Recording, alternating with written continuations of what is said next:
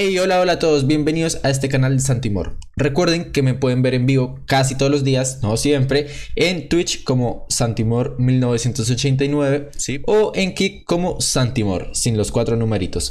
Suscríbanse, den like. Hey muchachos, bienvenidos otra vez a este bello canal. Hoy vamos a reaccionar a un video de nuestro compañero Nero Fútbol. Nuestro compañero, ¿no? Como si me conociera. Pero vamos a reaccionar a un video llamado Los casos más turbios de la Copa Libertadores. Para ustedes, ¿qué es algo turbio?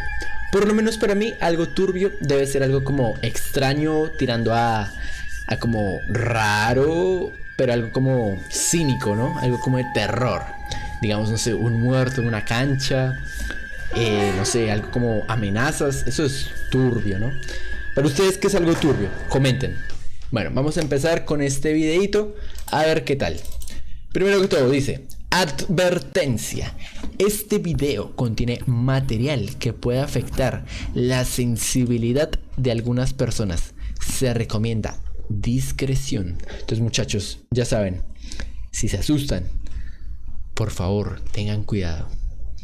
Por favor, llamen a un adulto responsable.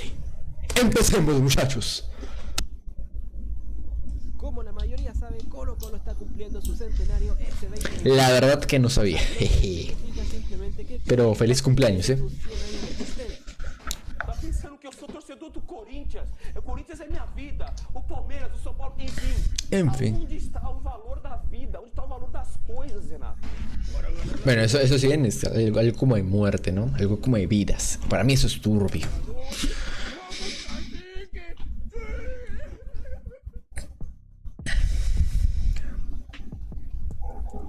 Igualmente, muchachos, el video se los voy a dejar en los comentarios, ¿no? En la descripción, para que vayan y lo vean, se suscriban al canal de Nero.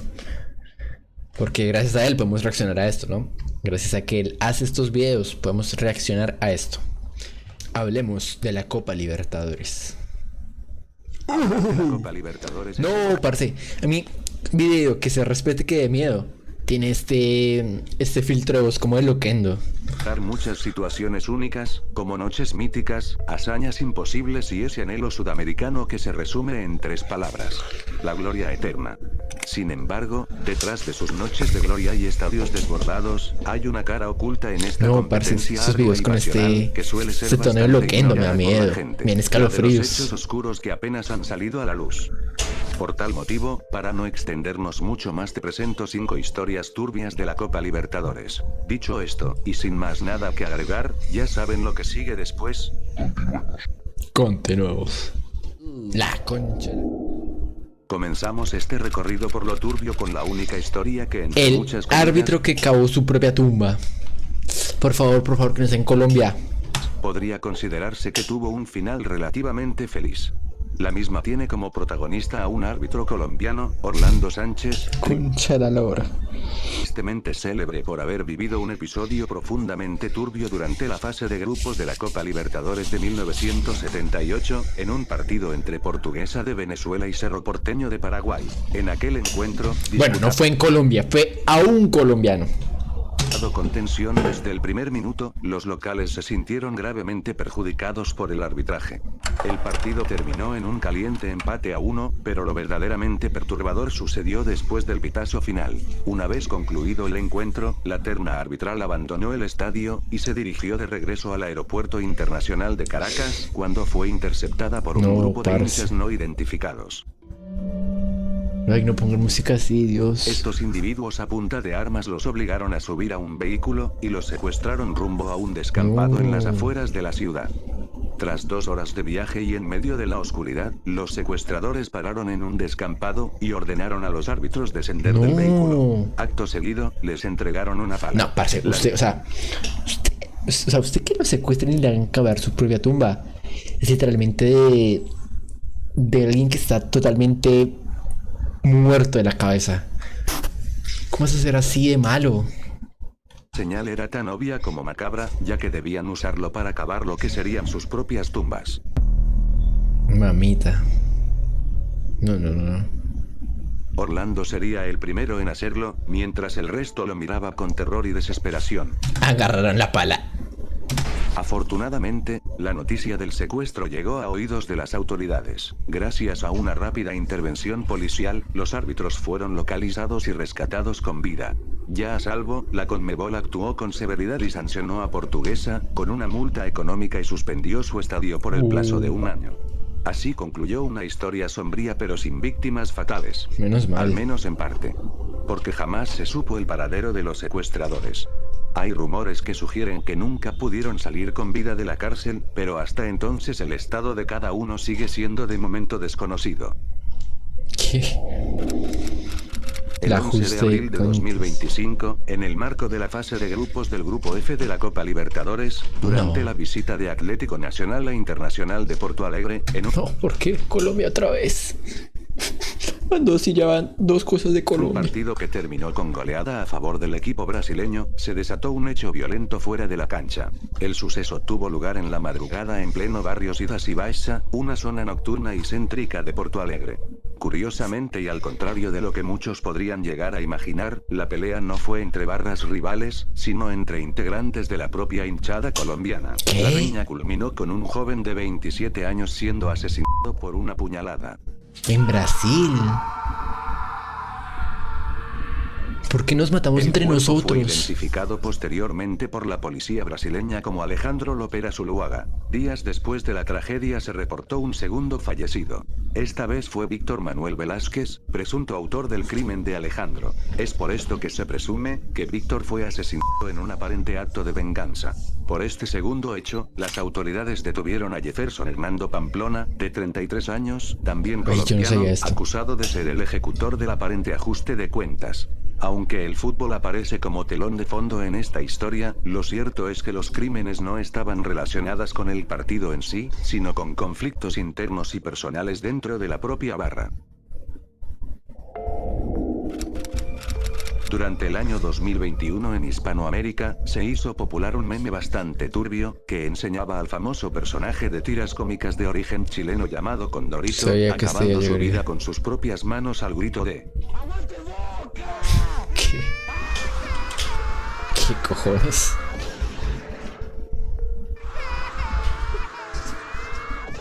Todo esto mientras su sobrino Coné presenciaba el sangriento acto de su tío. Lo cierto es que al margen de lo oscuramente hilarante de este meme, al parecer todo fue inspirado en un hecho real.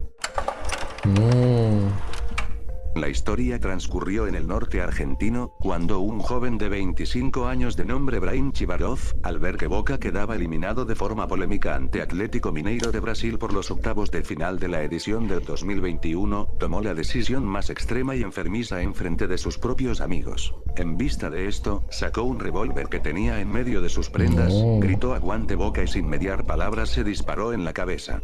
¡Ey, no! Qué importante es la salud mental en todo ámbito de la vida, Muchachos, por favor, cuiden su salud mental. Lo increíble de esto es que una familiar del joven fallecido, en concreto su propia tía, aclaró ante los medios que su sobrino no era seguidor de Boca, ni tampoco le gustaba el fútbol. En cuyo caso fue una broma que terminó de la peor manera. Al margen de toda la historia, cuando uno sabe del contexto del meme, el mismo ya deja de ser divertido, si es que alguna vez lo fue. Boca quedó afuera en manos de Mineiro y también una persona que lamentablemente se quitó. Eso sí, creo que cuando fue el descenso de River, creo que muchas personas se suicidaron. Lamentablemente. Una desgracia que marcó para siempre una noche que debía ser de fiesta. El 20 de febrero, en la ciudad de Oruro, en Bolivia, el club San José recibía al Corinthians de Brasil, vigente campeón de la Copa Libertadores y del mundo. Todo estaba dispuesto para que fuera una jornada de júbilo, especialmente para los hinchas locales que esperaban un duelo histórico. Sin embargo, lo que debía ser una celebración terminó en una cruel tragedia. Un joven hincha de San José de apenas 14 años, perdió la vida a los pocos minutos de comenzar el partido. Una bengala lanzada desde la tribuna del equipo brasileño, impactó directamente en su rostro provocándole la muerte de manera instantánea. De ahí sale la bengala, vean. Sube, ¿sí o no? Ahí está. No. Directo, ¿no? Ahí está. De la parte donde dice club, de ahí sale la bengala.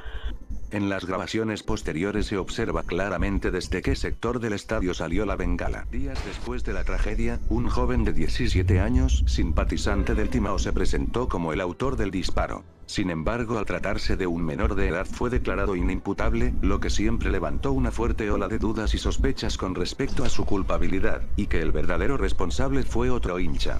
A raíz de esta tragedia, la Conmebol sancionó al equipo paulista, con la obligación de jugar todos sus partidos restantes de la fase de grupos a puertas cerradas, y prohibió la presencia de sus hinchas como visitantes durante el resto del torneo. No obstante, más allá de esas medidas administrativas, nunca hubo verdadera justicia por la muerte del joven aficionado. Ningún responsable fue condenado, y el caso quedó envuelto en una sensación de impunidad. Definitivamente una noticia. Aparte muchas cosas así de violencia en los estadios de fútbol. O sea, primero que obviamente daña lo que es el partido, ¿no? Lo que significa el fútbol.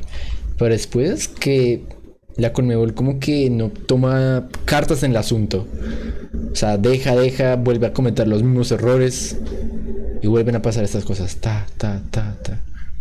Se va manchando un partido. Ya familias no quieren ir por miedo a esto. Digamos, eso fue que 2012, 2013. Ya sé que 6 meses fue lo de Independiente. Por favor. Finalizamos con un caso que me sorprende lo poco mencionado que fue en internet.